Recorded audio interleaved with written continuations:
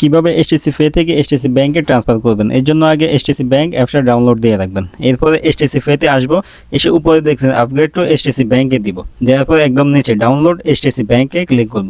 এখানে এসে নেক্সটে নিয়ে আমরা সবগুলো নেক্সটে দিয়ে সামনে যাব, গেট স্টার্টে দিয়ে শুরু করব।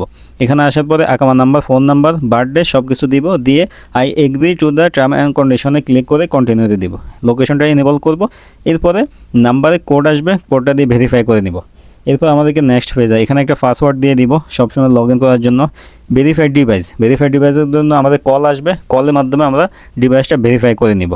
এরপরে আমাদের ভেরিফাই হলে আমরা আবার হোম পেজে ফিরে আসবো, এখান থেকে কন্টেন্ট দিয়ে সব কিছু সেট করে নিব। একটা পাসওয়ার্ড দিব, স্ট্রং একটা পাসওয়ার্ড, দ্বিতীয়বার দিয়ে কনফার্ম করে নিব। হ্যাঁ, এরপরে মোবাইলে কোড আসবে, কোড দিয়ে ভেরিফাই করে লগ ইন করে নিব।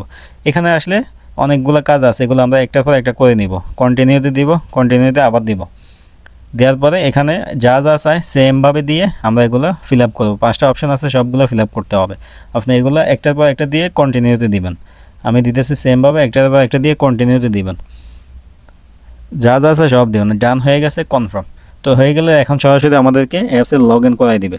এখানে দেখতেছেন আমার এসটিসি পেতে যা আছে সবগুলো এখন এসটিসি ব্যাংকে কিন্তু এসে যাবে। টাকা থাকলে টাকাও এসে যাবে, কোনো সমস্যা নেই। দেখেন এখন সরাসরি লগ ইন কিন্তু হয়ে গেছে। তো বন্ধু, এভাবে সহজে এসটিসি পে থেকে এসটিসি ব্যাংক অ্যাপসে আপনি ট্রান্সফার হইতে পারবেন। যেহেতু এসটিসি পেটা অফ করে দিবে, এখন সবাই এসটিসি ব্যাংক অ্যাপসই ব্যবহার করতে হবে।